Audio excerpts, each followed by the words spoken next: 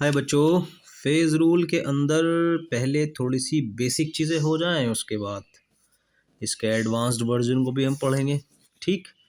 मेरा तो रूल यही है कि मैं कोई भी टॉपिक पढ़ाता हूँ तो सबसे पहले बेसिक तैयार होना चाहिए, उसके बाद फिर उसके ऊपर किसी टॉपिक को आप समझा सकते हो। तो फेज रूल के भी कुछ अपने आप में पॉइंट हैं, जैसे आप लोगों को कुछ कंसेप्ट पता होने चाहिए। सबसे पहला कंसेप्ट है कंपोनेंट क्या होते हैं। दुनिया में कोई भी चीज़ उसका कोई ना कोई फॉर्मूला है। जैसे आपको पता है किसका फॉर्मूला है ये? नहीं, पानी का नहीं है। सच्चाई ये है कि ये तीन चीज़ का फॉर्मूला है, या ये कह लीजिए कि तीन चीज़ में, ये थ्री फॉर्म्स में एग्जिस्ट करता है। दुनिया में तीन रूपों में रहता है ये: बर्फ, पानी, भाप। मैं बर्फ पानी भाप के लिए एक ही फॉर्मूला लिखूंगा, वो है H2O। तो बर्फ पानी भाप ये क्या है? ये फेज हैं। ठीक है। तो कंपोनेंट क्या होता है? कोई भी केमिकल फॉर्मूला। ठीक। और फेज क्या है? वो केमिकल फॉर्मूला दुनिया में कितनी फॉर्म में रहता है। देखो, ये तीन फॉर्म में रहता है: आइस, वाटर, स्टीम। ठीक। अब आप लोग ये देखिए कि इनको आप उड़ा सकते हो क्या? उड़ाने का मतलब गायब कर सकते हो क्या? या कोई कंडीशन अप्लाई करके आप इनको एक जगह फिक्स रख सकते हो? हाँ, मैं तो रख सकता हूँ। जैसे वाटर है, इस वाटर को मैं 0 से लेकर 95 या 96 या 99 डिग्री सेल्सियस तक रख सकता हूँ। ठीक। और प्रेशर तो मैं कितना भी ले सकता हूँ, लेकिन वाटर तो इतने टेम्परेचर पर दिखाई देगा। लेकिन जैसे ही मैं 100 डिग्री सेल्सियस कर दूंगा, फिर ये वाटर स्टीम के साथ, समझ गए ना, इक्विलिब्रियम पर आ जाएगा। वाटर और स्टीम दोनों एक साथ नजर आएंगे। आप देखा होगा उबलता हुआ पानी, है ना। उबलते हुए पानी के अंदर भाप भी दिखती है और पानी भी दिखता है, लेकिन वहाँ टेम्परेचर फिक्स हो जाता है। क्लियर? वैसे आपको एक बात बताऊँ मैं, कोई भी लिक्विड जब गर्म होता है ना, तो उसके गर्म होने के पीछे रीज़न होता है, जो उसके चारों तरफ का प्रेशर है ना, मालूम है कितना होता है? 760 mm। हमारे चारों तरफ भी इतना ही प्रेशर है हवा का। ये हवा हमारे ऊपर दबाव डालती है, जिसको हम बोलते हैं एटमॉस्फेरिक प्रेशर, एटमॉस्फेयर का प्रेशर। लेकिन अफसोस हम लोग इस हवा के अंदर ढल चुके हैं, ये हमें महसूस नहीं देता। ठीक। तो खैर, ये पूरा का पूरा एक हवा का दबाव है, वायुमंडलीय दाब इसको हिंदी में भी कहते हैं, एटमॉस्फेरिक प्रेशर इंग्लिश में बोला जाता है। तो अगर मैं किसी वाटर को या कोई लिक्विड गर्म करूँगा ना, उसकी वेपर बनेगी। वेपर का अपने आप में प्रेशर होगा, जिसको मैं कहूँगा वेपर प्रेशर। जब तक वो वेपर प्रेशर इस एटमॉस्फेरिक प्रेशर के इक्वल नहीं हो जाता, तब तक मैं नहीं कहूँगा कि ये उबलना शुरू हो गया। किसी लिक्विड के उबलने के लिए उस लिक्विड का वेपर का प्रेशर एटमॉस्फेरिक प्रेशर के इक्वल होना ज़रूरी है। अगर वाटर 100 डिग्री सेल्सियस पे उबल रहा है, इसका मतलब यह है कि वाटर 100 डिग्री सेल्सियस पर इतनी वेपर बना चुका, उस वेपर का प्रेशर इसके इक्वल हो गया, एटमॉस्फेरिक प्रेशर के। तो मतलब ये ज़रूरी है, लिक्विड के उबलने के लिए उस लिक्विड की वेपर का प्रेशर एटमॉस्फेरिक प्रेशर के इक्वल होना ज़रूरी है। अगर मैं 100 डिग्री सेल्सियस कर देता हूँ ना, तो यहाँ वाटर फिक्स हो गया। सॉरी, वाटर और स्टीम दोनों फिक्स हो गए, क्योंकि पानी लगातार उबल रहा है। तो मैंने क्या चीज़ फिक्स किया? 100 डिग्री सेल्सियस फिक्स कर दिया, ताकि मैं वाटर और स्टीम दोनों फेज़ एक साथ ला सकूं। ये जो टेम्परेचर है ये बंध गया। और जब मैं सिर्फ वाटर वाटर की बात कर रहा था, तो ये आज़ाद था, कुछ भी चुन लो, 0 1 2 3 4 5 6 7 99 तक। लेकिन जब आपने ये बदलाव किया, तो दो फेज़ के बीच इक्विलिब्रियम आ गया। तो इस इस चीज़ को, जिसमें बदलाव से मैं एक फेज़ को दूसरी फेज़ में या दो फेज़ के बीच इक्विलिब्रियम ला सकता हूँ, उस बदलाव को, उस वेरिएबल को मैं कहूँगा degree of freedom. Temperature, pressure, ये कंसंट्रेशन, ये तीनों के तीनों क्या है? Degree of freedom. यानी ये आज़ाद करते हैं किसी स्टेट को रह। लेकिन अगर इनको तुमने किसी ख़ास जगह लाकर फिक्स कर दिया, जैसे 100 डिग्री सेल्सियस, तो इसकी आज़ादी छिन जाएगी और ये अपनी स्टीम के साथ इक्विलिब्रियम पर आ जाएगा। बोलो, बात समझ में आई या नहीं? यानी ऐसे वेरिएबल जिसमें बदलाव करने से ऐसे वेरिएबल, अगर डेफिनेशन लिख रही तो लिख लो, ऐसे वेरिएबल जो किसी कंपोनेंट की एक फेज़ को दूसरी फेज़ में कन्वर्ट करने के लिए ज़रूरी होते हैं, उन्हें कहा जाता है डिग्री ऑफ फ्रीडम। बोलो बात समझ में आई या नहीं? ठीक है। वैसे अब आपका दिमाग घूमना शुरू हो जाएगा, आपको ये चीज़ पता हो गई, सारी चीज़ें मैंने आपको बता दी। बुक अगर देख रहे हो या मतलब बुक अगर लेकर बैठोगे वो भी समझ में आ जाएगी, क्योंकि उसकी लैंग्वेज हार्ड पड़ती है। अब इस वीडियो को देखने के बाद बुक के कहीं ना कहीं वर्ड आपको अच्छे लगेंगे। बाकी तो मैं डेफिनेशन हर एक की चीज़ दे ही रहा हूँ, अगर आप कॉपी पेन लेकर बैठे हो तो लिखते चले जाना। ठीक है, तो ये 3 चीज़ें मुझे बतानी थी। कंपोनेंट को इतना बड़ा ना लिखकर सी लिखते हैं, फेज़ को इतना बड़ा ना लिखकर पी लिखते हैं, डिग्री ऑफ फ्रीडम को इतना बड़ा ना लिखकर एफ लिखते हैं। ठीक है? तो यहाँ पर फ़िलहाल अब मैं जो रूल पढ़ाने जा रहा हूँ वो है कि एक साइंटिस्ट आया और उसने इन तीनों के बीच एक रिलेशन दिया, वही बन गया फेज़ रूल। वो रूल मैं आपको कम से कम 2-3 मिनट बाद पढ़ाऊँगा। इसकी डिग्री ऑफ फ्रीडम की डेफिनेशन लिख लीजिए आप, अगर आपको टफ लगा हो समझने में। डिग्री ऑफ फ्रीडम क्या है? Degree of freedom used to maintain, maintain करने के लिए प्रयुक्त होता है। Used to maintain an equilibrium between two phases of the same substance, sorry same component. ठीक है, जैसे आपका फिलहाल वाटर है, तो ये 1 डिग्री सेल्सियस से लेकर 99 तक, यानी 1 डिग्री से 99 तक किसी भी प्रेशर पे क्या होगा? वाटर ही रहेगा। लेकिन आपने इसके अंदर बदलाव कर दिया और एक इसको फिक्स कर दिया, तो इसकी डिग्री ऑफ फ्रीडम कितनी होगी? 100 हो गई। वाटर और स्टीम के बीच क्या आ गया? इक्विलिब्रियम आ गया। डिग्री ऑफ फ्रीडम एक तरीके से वो है जो जिसकी आज़ादी छीन ली गई हो। जैसे टेम्परेचर यहाँ आज़ाद था, 1 से लेकर 99 तक कुछ भी ले सकते हो, ठीक? और प्रेशर कुछ भी ले सकते हो, लेकिन आपको वाटर और स्टीम के बीच वाटर स्टीम के बीच क्या लाना पड़ेगा? टेम्परेचर 100। तो अब टेम्परेचर की आज़ादी छीन गई। अब डिग्री ऑफ फ्रीडम सिर्फ और सिर्फ क्या है? प्रेशर है, आज़ाद प्रेशर है। टेम्परेचर आज़ाद नहीं रहा, उसको आपको फिक्स करना पड़ा। क्यों? क्योंकि आप लोग वाटर और स्टीम के बीच क्या देखना चाह रहे थे? इक्विलिब्रियम। समझ में आया? तो डिग्री ऑफ फ्रीडम एक तरीके से आज़ादी है इनकी। जैसे कोई चीज़ है ना, वो टेम्परेचर पर डिपेंड कर रही, ना वो प्रेशर पर डिपेंड कर रही, ना वो कंसंट्रेशन पे, तो डिग्री ऑफ फ्रीडम 3। अगर वो टेम्परेचर पर डिपेंड कर रही तो इसका मतलब वो फिक्स हो गया, डिग्री ऑफ फ्रीडम 2। अगर वो टेम्परेचर प्रेशर दोनों पे डिपेंड कर रही है, डिग्री ऑफ फ्रीडम, समझ रहे हैं ना? तो वो ये जब तक आज़ाद है तब, जब तक आज़ाद रहता है ना, तब तक आपको किसी भी स्टेट के अंदर कोई गड़बड़ नहीं मिलती। लेकिन अगर आप 2 स्टेट को देखना चाह रहे हैं तो इनमें से किसी को फिक्स करना पड़ेगा, तो इसकी आज़ादी ख़त्म हो जाती है कि मेरी पहले एक रेंज थी, अब मुझे फिक्स कर दिया गया, मेरी आज़ादी ख़त्म हो गई। समझ में आई बात या नहीं? चलिए आज़ाद हो जाइए, मेरा मतलब तैयार हो जाइए फेज़ रूल को समझने के लिए। फेज़ रूल को इस साइंटिस्ट ने दिया था Willard Gibbs. According to Willard Gibbs, इसने क्या बोला था? Willard Gibbs gives Willard Gibbs gave a relation among, sorry, Willard Gibbs gave a relation among component, phase, and degree of freedom that is called phase rule. And the formula which was given by the scientist was F plus P is equal to C plus 2। या आप एक काम करो, इसको इधर लेकर आ जाओ, इसको इधर लेकर आ जाओ, और जो मैंने इंग्लिश में बोला है वो उसकी डेफिनेशन है जो मैंने आपको बताई। हिंदी में बोल देता हूँ। विलॉर्ड गिब ने कंपोनेंट, फेज और डिग्री ऑफ फ्रीडम के बीच एक रिलेशन दिया जिसको फेज रूल कहा जाता है। और जो फॉर्मूला गिब्स साइंटिस्ट ने दिया था वो ये है, F is equal to C minus P plus 2। ये है degree of freedom, component, pressure, phase. ठीक है, अब इसका यूज़ करके मैं आपको कुछ बताऊंगा।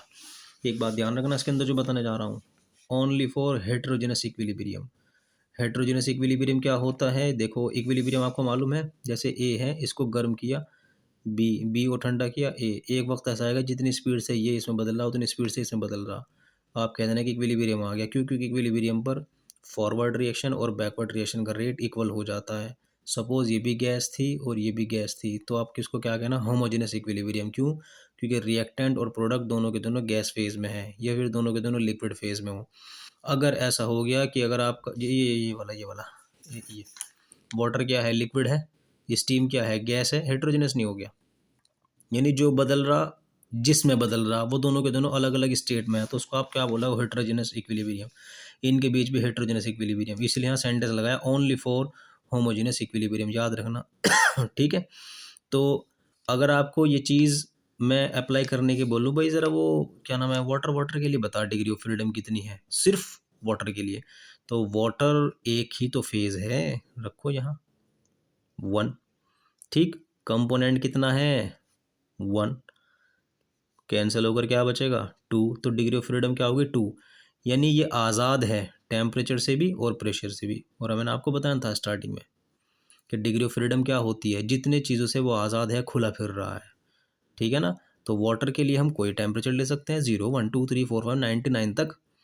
लेकिन अगर मैं कह दूँ नहीं नहीं वो जो वाटर है वो स्टीम के साथ फिलहाल इक्विलिब्रियम पर है, अब बताना ज़रा डिग्री ऑफ फ्रीडम कितनी है। बिल्कुल बताएंगे। अब फेज कितनी हो गई, 2 रखो यहाँ पर 2, ठीक। कंपोनेंट कितना है, 1 रख दिया, तो 1 -2 +2, -2 से +2 कैंसिल हो गया, ये आपने 1 रखा था, तो डिग्री ऑफ फ्रीडम कितनी आ गई, 1। और वो भी कितनी, कौन है वो डिग्री ऑफ फ्रीडम, प्रेशर।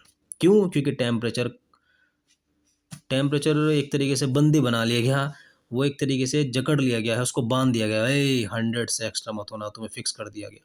यानी जब वाटर की बात थी 100 से 0 से 99 तक कुछ भी, लेकिन जब वाटर और स्टीम की बात है इसको बेचारे को फिक्स कर दिया, वाटर उसकी टेम्परेचर की आज़ादी छीन ली, तो उसकी डिग्री ऑफ फ्रीडम कितनी निकल कर आई, 1। माने वो अब आज़ाद है, ये दोनों पता है किससे, प्रेशर से। टेम्परेचर अब डिग्री ऑफ फ्रीडम नहीं रहा। टेम्परेचर तो जब रहता है जब आप एक की ही बात करते हो। दो फेज के बीच इक्विलिब्रियम लाने के लिए टेम्परेचर मेन रोल प्ले करता है, और टेम्परेचर के हाथ बंध जाते हैं, वो कहता है यार मेरी तो आज़ादी छीन ली। क्लियर हुआ आपको। अभी ये खेल ख़त्म नहीं हुआ।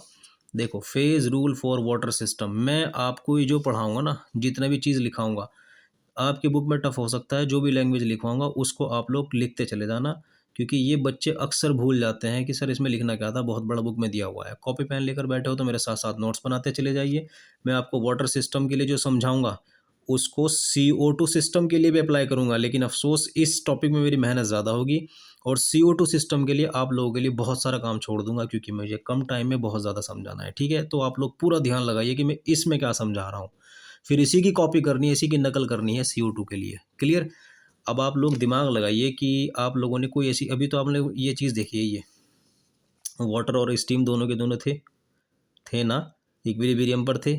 अब आप एक बात बताओ, कोई ऐसी चीज़ भी देखिएगा जहाँ पर आप बर्फ़, पानी और भाप एक साथ देख सकते हो। हाँ है। एक पानी है, उसके अंदर बर्फ़ पड़ा हुआ है, तो बर्फ़ से क्या निकल रही है, भाप। Formula H2O। बर्फ़ का फॉर्मूला क्या है, H2O। पानी में पड़ा हुआ है H2O। ये ऐसी फेज़ है जहाँ पर आपको तीन तीन स्टेट एक साथ देखने को मिलती है, लेकिन यहाँ आपको तीनों स्टेट देखने के लिए टेम्परेचर के साथ साथ प्रेशर भी अप्लाई करना पड़ेगा। यानी जो पहले आज़ाद फिर रहा था प्रेशर, उसकी भी आज़ादी छिन गई। अब आपका डिग्री ऑफ फ्रीडम कितना निकल कर आएगा, 0। चाहे चेक कर सकते हो, मान लो मैंने तीनों स्टेट लगा दी, भाप, पानी, बर्फ़, तो फेज़ कितनी हो गई, 3। कंपोनेंट कितना है, 1। तो 1 और 2 3, ये कितना है, -3। 3 से 3 कैंसिल हो गया, डिग्री ऑफ फ्रीडम कितनी निकल कर आई, आगे समझ में नहीं। यानी अगर आप तीनों स्टेट देखना चाहते हो, फिर प्रेशर को भी फिक्स करना पड़ेगा, और फिर कहना पड़ेगा इतने टेम्परेचर इतने प्रेशर पे ये तीनों फॉर्म एग्जिस्ट करती हैं।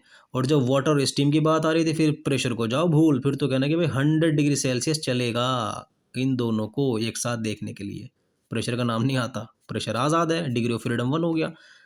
आया नहीं। अभी हम अप्लाई करते हैं, ठीक है। देखो, ये है फेज रूल फॉर वाटर। अच्छा, एक बात बताओ, मैंने आपको जो बताया था कि पानी के ऊपर बर्फ़ तैर रहा है, उससे भाप बन रही है, वेपर उड़ रही है, वो H2 है, आइस भी H2 है, पानी भी H2 है। ये तीनों फॉर्म एक साथ एग्जिस्ट करने के लिए आपको टेम्परेचर कितना चाहिए होगा, 100 डिग्री सेल्सियस। गलत, क्योंकि 100 पे तो वाटर और स्टीम होती है। आपको बर्फ़ भी देखना है, तो बर्फ़ कितने पर होता है, 0 डिग्री सेल्सियस पर। तो मैं भाई बर्फ़ तो 0 डिग्री सेल्सियस से अगर 5 डिग्री सेल्सियस भी पहुंच गया, मैं तो नहीं देख सकता, वो तो सिर्फ पानी पानी मिलेगा, क्योंकि 0 पर तो पानी ही जमना शुरू होता है। तो आपको ये तीनों स्टेट कम से कम 0 से हल्का सा ऊपर जाना पड़ेगा। क्यों, ताकि आप लोग वाटर के साथ साथ, समझ रहे, स्टीम भी देख सको। नीचे जाओगे बर्फ बर्फ दिखाई देगा, इतने पर जाओगे पानी दिखाई देगा। यानी कोई ऐसा पॉइंट ढूंढना है, कोई ऐसा प्रेशर ढूंढना है जिस पर तीनों फेज रह सकती हो, और मैं आपको ढूंढ कर दिखाऊंगा। सबसे पहले डायग्राम देखो, एक बात कान खोल के सुन लो, इस डायग्राम के बगैर आपको मार्क्स नहीं मिलने के। इसका समझ में आना बहुत ज़रूरी है, डायग्राम बना के आना ज़रूरी है। डायग्राम के बारे में जो लिखना है वो मैं बोलूँगा, बुक से कोई नहीं पढ़ेगा, ठीक है। ये एक डायग्राम है, यहाँ पर मैंने तीनों स्टेट ली हुई है, ए, ठीक, O C कौन है, ठीक, AOC water, CO A' ice, AOB vapour, A A-OB ये कौन सा, सब्लिमेशन, माने जो बर्फ़ सब्लिमेशन किसे कहते हैं? सॉलिड का डायरेक्ट गैस में बदलना सब्लिमेशन कहलाता है। तो ये सब्लिमेशन कर्व है फिलहाल, ठीक है। तो यहाँ तीनों की तीनों एग्जिस्ट कर रही, वाटर, वेपर, आइस। ये प्रेशर घट रहा है, प्रेशर बढ़ रहा है, लेकिन प्रेशर बढ़ने के साथ साथ टेम्परेचर भी बढ़ रहा है लेफ्ट से राइट, ठीक है ना। ये प्रेशर बढ़ रहा है और ये क्या है, टेम्परेचर बढ़ रहा है। अब आपको इस पूरे डायग्राम के बारे में कुछ इस तरीके से लिखना है जो मैं आपको बोलने जा रहा हूँ। सुन रहे तो आप लोग लिखते रहना, ठीक है। सबसे पहले आपको क्या करना है, ये हेडिंग डालनी है, देखो ये वाली, ये हेडिंग डालो, कर्व ओ ए, ठीक है। उससे पहले ज़रा ये लिख लेना, phase rule for water system. इसके बारे में लिखना पड़ेगा कि फेज रूल को वाटर सिस्टम के लिए अप्लाई करा जा सकता है। वाटर की 3 फेज एक ही पॉइंट पर एग्जिस्ट कराई जा सकती हैं। इसको हम एक डायग्राम से एक्सप्लेन करेंगे। उस डायग्राम को बना देना, फिर उसके बाद उसी डायग्राम के बारे में नीचे लिखना है, कर्व ओ ए, ये देखो ओ ए। इसके बारे में जो लिखना आपको लिखते रहना, मैं बोलूँगा। फिर curve O B, O B, फिर कर्व ओ सी, ठीक है ना। तो आप लोग जो लिख रहे हो, कॉपी पेन लेकर बैठे हो तो लिखना स्टार्ट कर दो। इस कर्व को वेपराइज, मैं तेज़ तेज़ बोलूँगा, आप लोग लिखते रहना है, मेरे पास टाइम कम है। इस कर्व को वेपराइजेशन कर्व भी कहते हैं क्योंकि इस कर्व पर वाटर की वेपर एग्जिस्ट करती है। यह कर्व वाटर के फ्रीजिंग पॉइंट से शुरू होकर वाटर के, समझ गए, बॉइलिंग पॉइंट तक होता है। इस कर्व पर दो फेजेस यानी दो अवस्थाएं एग्जिस्ट करती हैं, उपस्थित रहती हैं, हिंदी में कहते हैं। एक तो वाटर और एक वेपर, ठीक। इस कर्व की डिग्री ऑफ फ्रीडम एक होती है। कैसे? क्योंकि जब आप फॉर्मूला लिख लेना, ये फॉर्मूला लगा देना इसके अंदर, फिर डिग्री ऑफ फ्रीडम क्या हो गया, एज इट इज रखोगे, कंपोनेंट की रखोगे 1 रखोगे, और फेज कितनी है 2, ठीक है। वो दोबारा बोल रहा हूँ मैं, इस कर्व की डिग्री ऑफ फ्रीडम एक होती है क्योंकि इसका कंपोनेंट एक है और इस कर्व पर दो फेज प्रेजेंट रहती हैं। तो फेज रूल अप्लाई करने के बाद या फेज रूल लगाने के बाद हमें डिग्री ऑफ फ्रीडम एक इस तरह मिलती है। ये कहकर नीचे फॉर्मूला लिखा देने वाला, क्लियर। ये आप लोगों ने लिख दिया। अब आप लिखोगे हेडिंग, नहीं, कर्व ओ बी, इसके बारे में सेम लैंग्वेज अपनानी है। बोलो, इस कर्व को सब्लिमेशन कर्व भी कहा जाता है क्योंकि यहाँ सब्लिमेशन है। इस कर्व को सब्लिमेशन कर्व भी कहते हैं क्योंकि ये है वाटर, क्योंकि ये बर्फ़ के सब्लिमेशन को शो करता है, प्रदर्शित करता है, और ये वाटर के फ्रीजिंग पॉइंट तक होता है -273 डिग्री सेल्सियस, ठीक। इस कर्व पर भी दो फेजेस रहती हैं, एक बर्फ़ और एक वेपर, एक बर्फ़ और एक वेपर। देखो पहले इसके बारे में पढ़ाया, फिर इसके बारे में पढ़ाया, एक इसके बारे में पढ़ाऊँगा, ठीक है। इस कर्व पर भी क्या रहती है, बर्फ़ और वेपर फेज प्रेजेंट रहती है। इस कर्व की भी डिग्री ऑफ फ्रीडम एक आती है। फेज रूल इस कर्व के लिए अप्लाई करने पर इस तरह डिग्री ऑफ फ्रीडम एक दिखाता है। फिर से फॉर्मूला लिख देना ये वाला, और फिर से वही यहाँ पर एक लिख देना, यहाँ 2 लिख देना क्योंकि दो फेज आ रही, ठीक। उसके बाद क्या लिखोगे आप, उसके बाद लिखना ये कर्व ओ सी, अब आपकी नई हेडिंग डलेगी।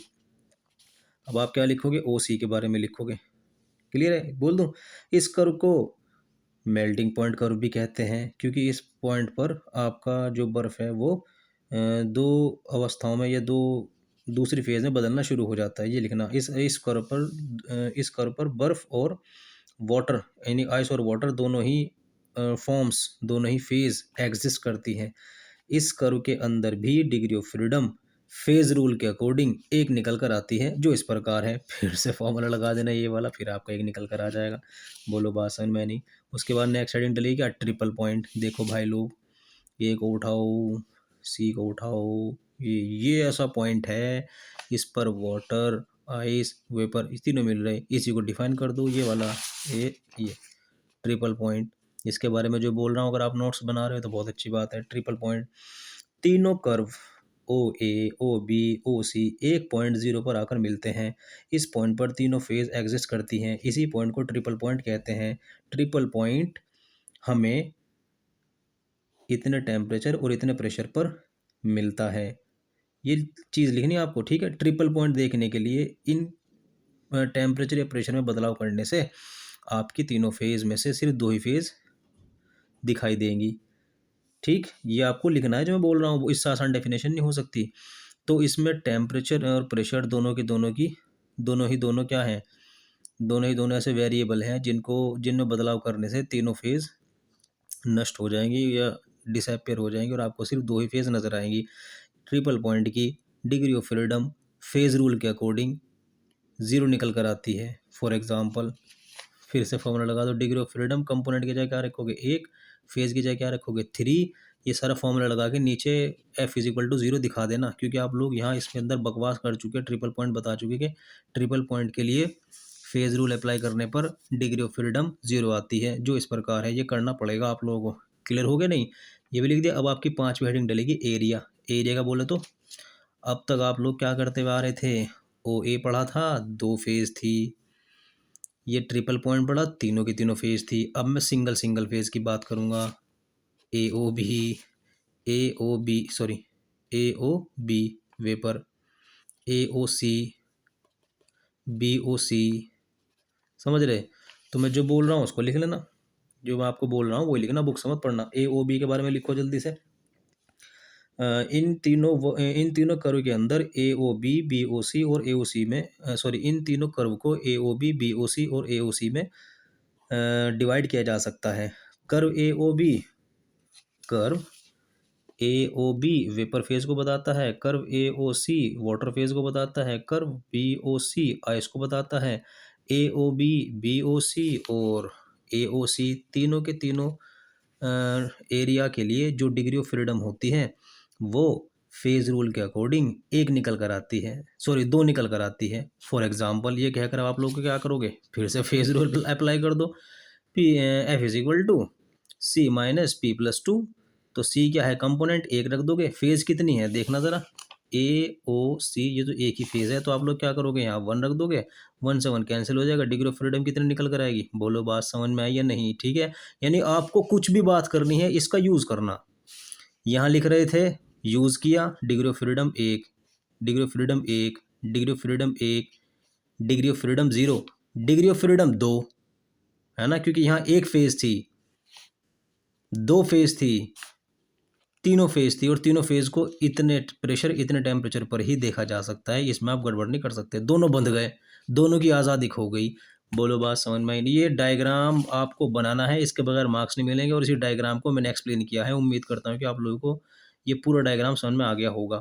ठीक, अब है उसके बाद phase rule for CO2 system. सारा ये कॉपी करना आपको, जो जो बकवास मैंने की थी ना अभी थोड़ी देर पहले जो आपको लिखवाया था, जहाँ पर मैंने जो भी बोला था वहाँ वाटर की जगह CO2 लिखना है। नोट्स बनाकर देखो आपको कितने अच्छे तैयार हो जाएंगे। बस एक जगह बदलाव है, ये जो ट्रिपल पॉइंट आपको वाटर के लिए यहाँ यहाँ मिल रहा था ना, ये ट्रिपल पॉइंट आपको CO2 के लिए यहाँ यहाँ मिलेगा। ये बड़ा पॉइंट है, इसके अंदर छेड़छाड़ करोगे तो आप CO2 की या तो सॉलिड लिक्विड देखोगे, या लिक्विड गैस देखोगे, या सॉलिड गैस देखोगे। तीनों फेज एक साथ नहीं देख सकते। जिस तरह वाटर की तीनों फेज इस पॉइंट पर इतने टेम्परेचर प्रेशर पर थी, उसी तरह इस CO2 की भी इतने टेम्परेचर प्रेशर पर आपको नजर आएगी, तीनों की तीनों फेज। इसी को बोला जाएगा ट्रिपल पॉइंट। ठीक, ये डायग्राम वाटर का था, CO2 का आपको दिखा रहा हूँ, सेम बनेगा, थोड़ा सा वेरिएशन होगा।